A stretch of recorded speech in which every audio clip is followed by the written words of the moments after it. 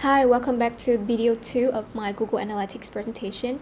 In the first video, I walked through the first 7 parts, and now we're going to continue with the remaining 6 sections. I will analyze real data from the Google Merchandise Store demo property so you can clearly see how each report works in practice. And let's begin with user reports, which was previously the audience section. This part helps us answer a very fundamental question. Who are the users visiting our website? Every marketing decision begins with understanding your audience. So when we open the user attributes overview, the first thing we see is the global map showing where active users come from. In this case, the United States leads by a wide margin with about 35,000 active users in the last 28 days. And behind the US, we see countries like India, Canada, China. This indicates a worldwide audience, but the strongest demand clearly comes from the US. This insight would influence things like promotion timing, localization, shipping strategies. And scrolling down, we also have city level insight. Cities like Mountain View, New York, and San Francisco show strong user. Analyzing cities have personalized campaigns, identify high value regions, and allocate ad budgets more effectively. And next we have age, gender, and interest categories. The dominant age group here are 18 to 24 and 25 to 34, and male users make up around 61% of traffic. Interests such as technology, lifestyle, news, and shopping also appear. This gives us a clear picture that the site attracts young and tech-savvy adults, likely people who already appreciate Google products or tech merchandise. And finally, GA4 provides a tech overview which shows device, browsers, and screen resolution. For example, most users browse on desktop and using Chrome. This matters because device behavior affects design decisions, content layout, and performance optimization. If most traffic were mobile, we focus heavily on mobile UX, but here a desktop first experience makes sense. So overall, user reports allow us to build a complete profile of our audience, where they live, who they are, what interests they have, and how they access the website. Now let's look at the acquisition report.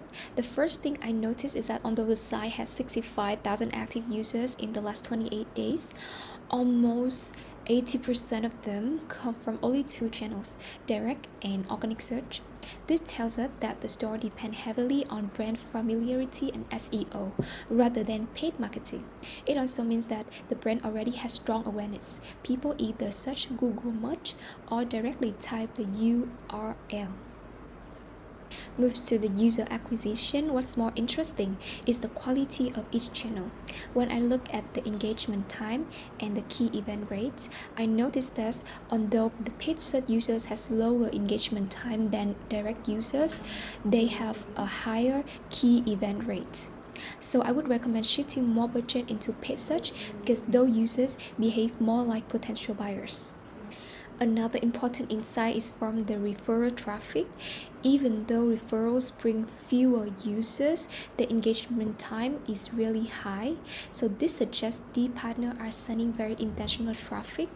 If I were managing the store, I would absolutely explore partnerships with similar high quality referral sources to scale this traffic.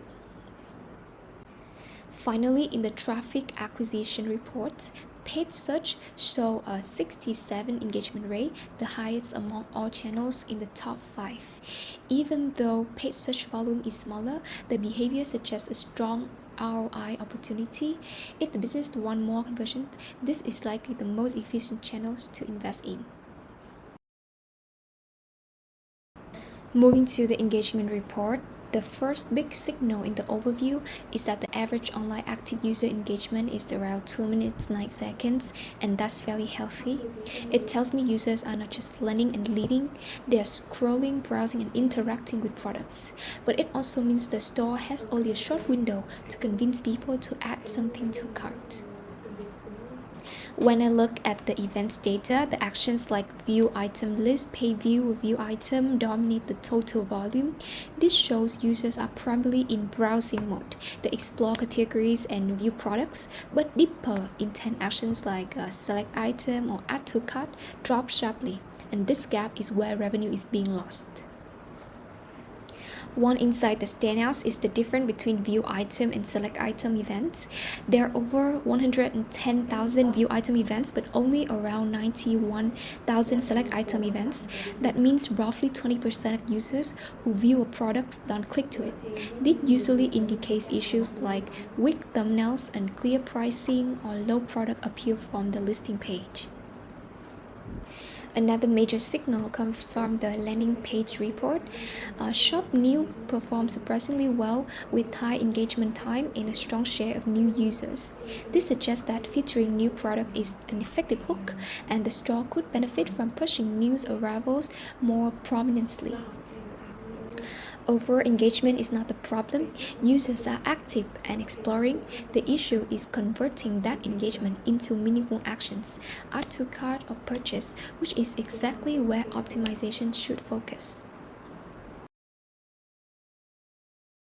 And last but not least, looking at the monetization report, the first thing that stands out is the total revenue, which is $365,000 in the last 28 days. But what matters more than the number is how the store earns. When I look at the e-commerce purchase report, I can see a huge amount of revenue is concentrated in only a few items. For example, the Chrome Dino Festive Sweater alone brings $35,000. This tells me the store is extremely dependent on seasonal or trending items and should diversify or heavily promote products with similar appeal. Also, the checkout journey report highlights another interesting thing: why most users who begin checkout complete at shipping.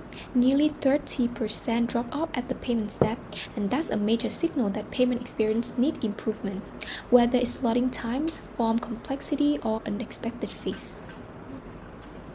So to sum up, these 4 reports show the full user journey from entry to purchase. Now let's see how Google Ads influence this journey. Now let's talk quickly about Google Ads in GA4 and why this is one of the most valuable parts of analytics. For Google Ads to function, we must go into the admin and click the Google Ads link account. Because this is Google demo property, so I am not allowed to take action, the link button is disabled here. However, I will use my own account to illustrate this step. First, we need to go to Google Ads and create a Google Ads account. And then back here, you click link. It will ask us to choose the Google Ads account and follow the configuration prompts, which get you set up to track Google Ads with Google Analytics. There are situations where you may have multiple Google Ads accounts built into one analytic account, in which case Google Analytics is helpful because it will show you all the Google Ads accounts that are linked to this GA4 account. And the reason somebody would want to do that is if they're going multi-domain tracking, or if they're doing multiple websites that feed back to one analytics account. Each website had its own ads account. And in the latest version of Google Analytics, they have the advertising report for us to track the efficiency of Google Ads. Google Analytics 4 doesn't just show how many people click your ads, it shows whether your ads actually make money. And on the screen, we can see the ad cost per key event, or return on ad spend. For example, look at paid search.